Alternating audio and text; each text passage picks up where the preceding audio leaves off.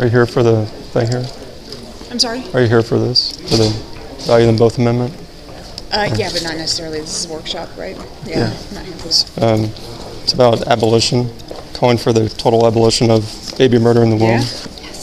Because I don't promote regulating baby murder, but for the complete abolition. I agree. This regulates how and when and where we can murder babies. The value them both amendment. So trying to educate pro-lifers. We agree with you. I feel like, though, that this is a step in that direction, right? No, not necessarily. Have you read the amendment? Mm-hmm. Yeah, have you? Well, then you'll know that it puts within the actual Kansas Constitution the regulation of abortion. Nothing about criminalizing it, nothing about abolishing it, but to regulate that a baby can be murdered. And now I know the Kansas Constitution now has, the so-called right to baby murder, right? All this would do is say you can regulate baby murder, so it still allows babies to be murdered. And that's what we've been doing for 50 years. So it's not a step in the right direction. And that's what I know there are people here that actually want this Holocaust to end, right? Right? We agree on that. So what I'm saying is I'm an abolitionist, not a pro-lifer. This is never going to end if we continue down this road, because we got 50 years to prove that regulating abortion does not end it. We've got 50 years to prove that. 50 years of trying to work with the Supreme Court, that's got us nowhere. People are trusting in the Supreme Court now to undo their evil. We got to trust God. Right. And we got to stop adhering to Roe v. Wade. This and all pro-life bills, they adhere to Roe v. Wade. They treat Roe v. Wade like it's law, the law of the land. Right. No, it's not. And we got to stop doing that. So we need to get the support of the public to understand that, because there's not votes to abolish abortion. There can be, but yes, we need a lot of work in that. Education. Yeah. That's why I repented from being a pro-lifer years ago, became an abolitionist, was through education, because I realized what this all was doing. Right. And I didn't want to promote evil anymore. Right. And a lot of people don't understand that this is evil, because they've been taught by the pro-life movement this is the best we can do. Right, because we've allowed abortion in the first place. So we're so far left, so far gone, that it's like now they're trying to sort of move back to, it's almost like they're trying to do this like incrementally, kind of take back incrementally into where like one day we can't abolish it. And I think that like the states are, I guess it's our faults, right, for letting it go so allowing far. it to go on. Right. So well, one thing to consider is the states, they have ignored the feds over smoking weed, right, and other things. Why would people here, they think that you cannot ignore Roe v. Wade, you cannot abolish abortion now. Well, you can't, because you have that mindset. That the pot lobby, they didn't have that mindset. They saw the feds said you can't smoke weed, you can't distribute it or sell it or whatever, and they do it anyway. And what's happened to them? So why don't we love babies as much as the pot lobby loves smoking weed? And so we need to repent of regulating this, of bowing down to the Supreme Court, to Roe v. Wade, treating an unconstitutional, unbiblical opinion as though it's the law of the land. It's like we got to stop doing that, or else this is not going to end. There'll be another 50 years of this, and we're all going to die on this battlefield. Yep. We got to stop regulating it. Well, the abolitionist movement needs to catch a fire and really kind of take the state. Because it is slowly.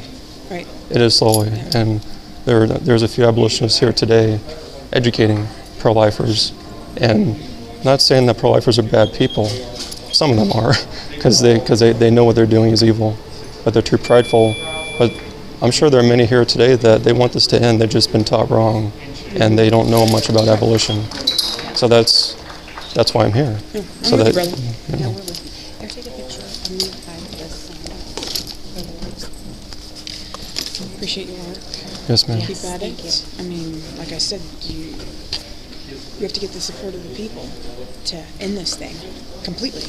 And that's why we one thing you may not know is, and I'm not, do you know who are the fiercest opponents of abolition, not just in Kansas, but all over the country? Do you know who opposes abolition bills when they're brought forth in a legislature? Kansans for Life, pro-life groups, National Right to Life, they oppose it fiercely. Kansans for Life, they oppose abolition. But you want to know why? It's because they're driven by fear, because they feel like if they can't pass these pieces of incremental legislation to kind of restrict abortion, then they won't win at all. So they're really driven by fear. Does that make sense? Instead of going full on, hey, we're going to stop abortion, and that's how we need to be pitching this thing, right? They don't do that. The problem of not trusting God. That's what it is. Absolutely. That's exactly what it is. Yeah. Do you know anyone else who would benefit from? This doesn't have a lot. It just has kind of a nutshell of. It's the church that really needs to take hold of this and make it and run with it. That's why I go to the churches, to educate them and see who is truly saved and actually cares and loves their neighbor as themselves. Absolutely. Yep. Absolutely. Yeah. So I would just encourage you to think about the value of the Both Amendment. And good to see you. And you said you both read it, right? Okay. Well, that's good because a lot of people probably didn't. So maybe read it again and see, compare what I'm saying to the amendment itself, and think, does this please God? Does the so-called right to regulate baby murder, does that please God? When God said you shall not murder. And so I'd encourage you to vote no on it and to seek and to put forth an abolition bill. How are you? Where's the chair? My goodness, how are you? Rick Wilborn. Okay, where are we coming in from? Dodge. Good. It's good to see you. How's it going? Real good. We're off to a great start here. I think so. Yeah, we're getting ready to go line up for the march. I know. Proud of you guys. We got excuses of meetings, but we'll join you for the rally. That's why we got the votes. Yeah. Proud of you guys. Thanks for coming all this way. We'll see you out there. You're going. I don't think you want to say anything. But yeah. I chair the first district for the Kansas Republican Party. Okay. So I'm actually out here helping coordinate the march out here. So. But it sounds like you're leaning a little bit towards abolition too, from what you're saying. Absolutely, right. So I encourage you at least to think about it, like what the pro-life movement is doing. Research that. I can tell you, when we see. So this is kind of how the left works and has always worked. Here, let me capture. Let me get this real quick. I gotta send this to my Okay, right. So smile. There you go.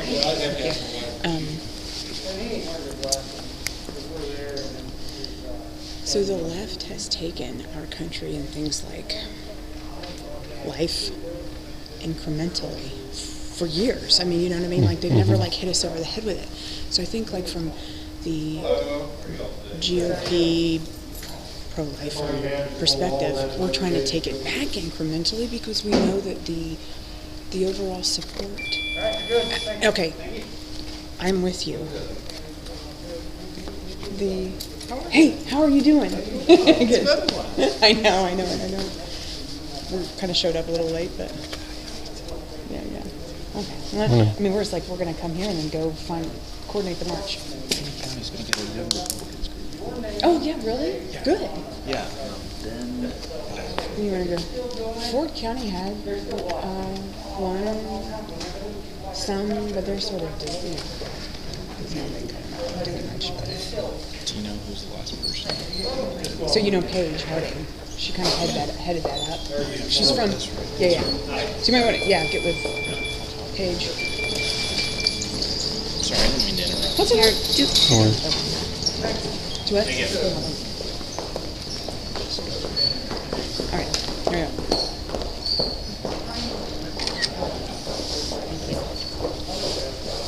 But anyway, we're with you. I think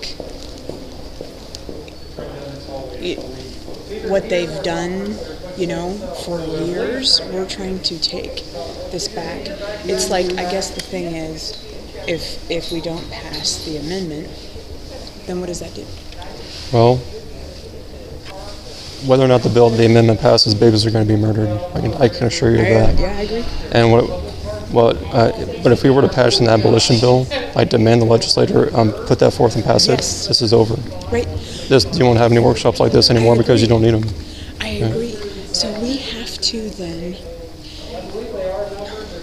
Okay, so we've got a Republican supermajority, but honestly, they're not filled with Christian conservatives that would support. If I was in the legislature, I would absolutely support a bill like that.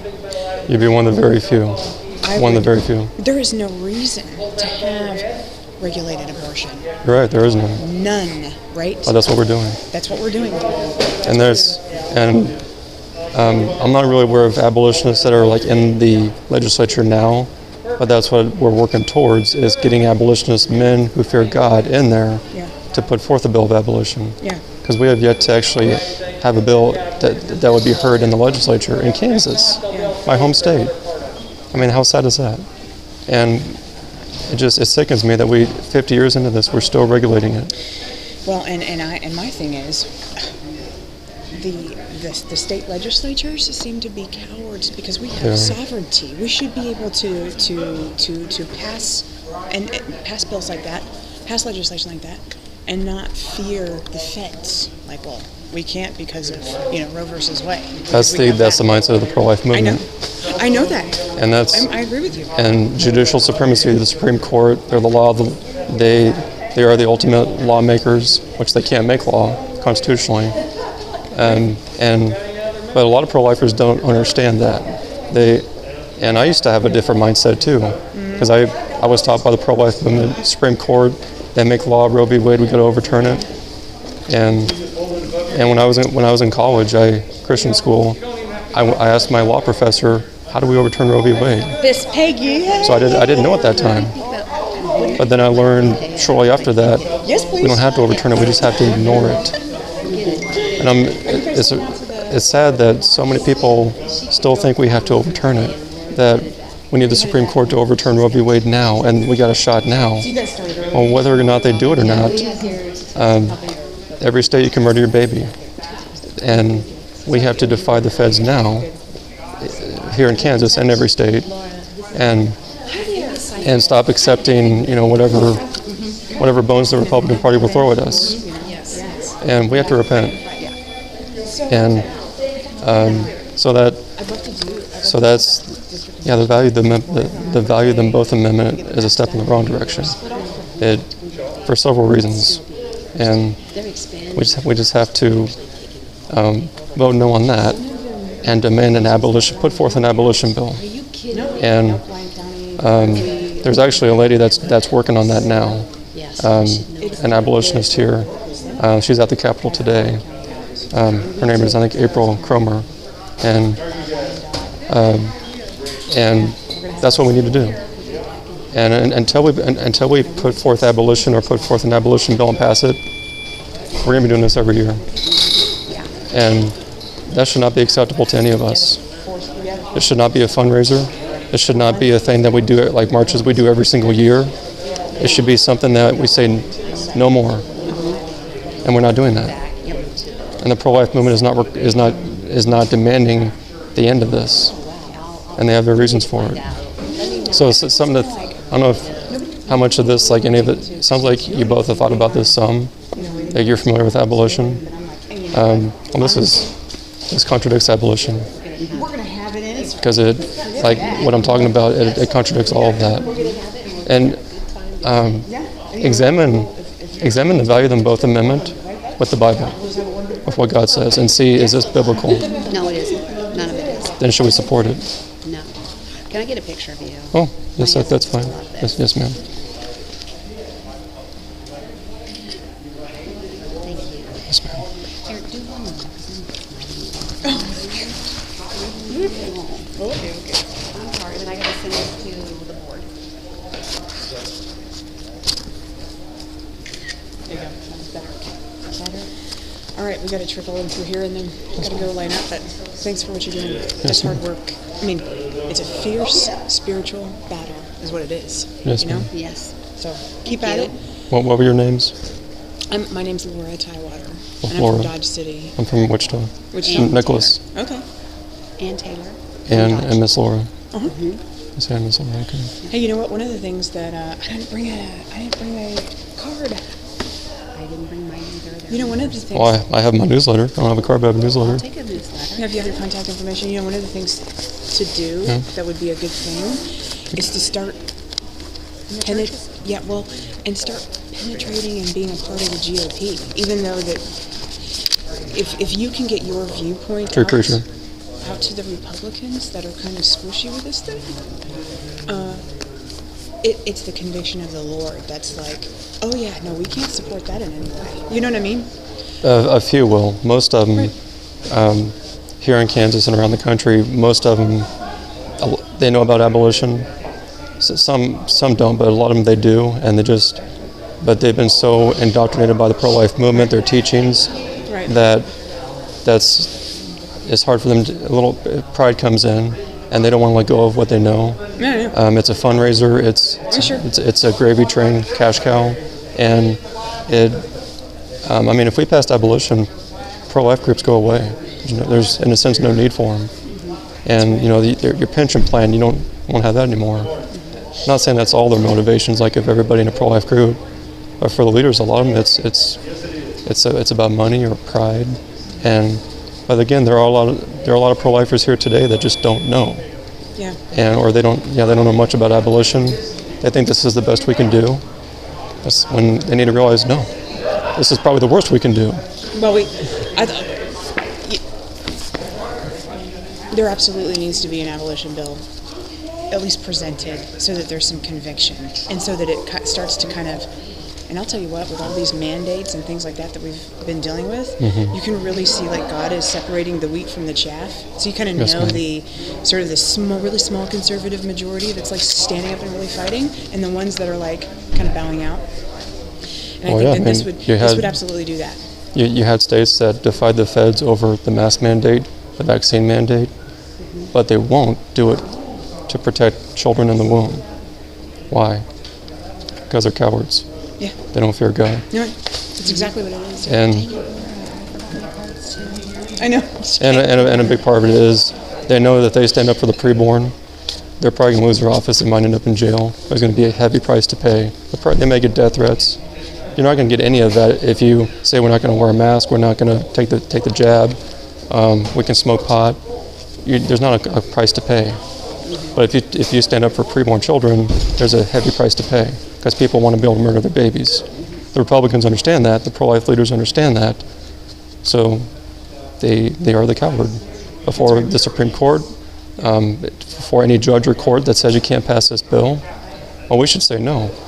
We should stand up to the Supreme Court and to any court that defies God's law, as Moses stood up to Pharaoh. I think we need to get out of our minds. See, people think like to abolish abortion is extreme. It's not. But that's what the mindset, right? They're like, oh my gosh, that's extreme. I think we need to start, with like square one and like, keep moving this way. Well, we've been doing that for 50 years. We've been doing that. And look where we're at. And Yeah. it's because we have been compromising, and God is not pleased with that. He's not. And so think about that today and Absolutely. and ask yourself, should I continue to remain in the pro-life movement with all its compromise, all its please read this. This goes into detail about Thank you. The pro-life movement, and there are details in there that talk about their compromises. Yeah. And Right. pro-life politicians that get awards from pro-life groups for killing abolition bills. That's actually happened in states like Texas. There's a pro-life, what was his name, Jeff Leach in Texas. He killed the abolition bill. It was assigned to his committee. He was a chairman. He got an award from, I think, Texas Alliance for Life for killing the same year he killed the abolition bill. He put forth a pro-life bill and squashed the abolition bill. He got a pro-life award for doing that. So that's what pro-life groups are doing. It's too extreme. Abolition is too extreme. In their mindset, yeah. And like, why did the abolition bill? Why does it go nowhere? because the pro-life groups put pressure on the politicians, don't hear that abolition bill. It'll get shut down by the Supreme Court. It'll go nowhere. Pass our pro-life bill, because that'll get heard. That'll get passed. No, what they should be saying is trust God. Yeah. Trust God. That's right. And leave the results to Him and do what's right before Him. But no, we don't do that. Yeah. We do what we think is pragmatic, what works. And the result is babies continue to be murdered. I'm from Wichita. Babies are still being murdered in Wichita at George Tiller's abortion mill. I know it. I mean, I've been still to this day, babies are being murdered because of bills like this, because of pro-life legislation that it regulates murder, not abolishes it. Because we won't punish the moms when they murder their babies. We won't even punish the abortionists. We give them a slap on the wrist. Like, again, that talks. Big money. It is. Like, are you familiar with the Texas heartbeat bill, the recent one? Yeah. Well, I don't know if you've read it or if how much you know about it. No, I haven't read it. But I'm Well, in the bill, there's no punishment for the mom ever for murdering her baby. And the abortionist, he gets a $10,000 fine if he's caught not reporting that he did an ultrasound on the child. He gets a $10,000 fine for murdering a baby. Does that sound biblical, like justice? Right. And so, I mean, even in that bill, it's not treating abortion as murder. It's giving a slap on the wrist, nothing to the mom, and even a slap on the wrist to the abortionist himself. That's the Texas bill that people are, happy about. And So are you with a group or an organization? well, there's Abolish Abortion Kansas. I'll tell you what. or- There's a legislator, a really good friend of mine. She would absolutely carry a bill like this. She would carry it. She would do that. What's her name? Tatum Tatum. Lee Hahn. Tatum Hahn. Tatum Hahn? Tatum Lee. She goes by Tatum Tatum Lee. Lee. That's your nickname. Tatum Here, Lee yeah. Hahn. She's from Nash City. Okay. That's it. And she is a fighter, probably the only, she's an outcast. Okay, she fights so much that nobody likes her here. So I guess the point is that Get a hold of her. I think it's a good start to at least have that presented, to at least create some conviction. You know what I mean? Like, Oh, it will create conviction. do you see what I'm saying, though? That needs to happen. But she would absolutely carry something like that. Tatum Lee Hahn Tatum from Ness Lee. City. Yes. She would do that. She's probably been taught to already by one of the abolitionists. Actually, she just walked past a little bit ago. Who's working on the abolition bill now? That I think she's working on it to be heard this year. And but I'll see if I can talk to her. Tatum Lee Hahn. Tatum Lee Hahn. Lee Hahn. She's a senator or She's a representative from the city. What district is that? 117. I'm 17. So I check out what's in that booklet, and that will. And check out what the pro-life movement is doing, Yeah. because it may shock you what some of the things that they're doing, and it's like, how could they do this? Yeah. Well, they are doing it, and a lot of pro-lifers who get like the mailings, the Value Them Both Amendment, they have no idea these things are taking place. Yeah. I follow what goes on around the country, because I want to know what these pro-life leaders are doing, these politicians, and a lot of people don't know. All they know is what they get in the mail.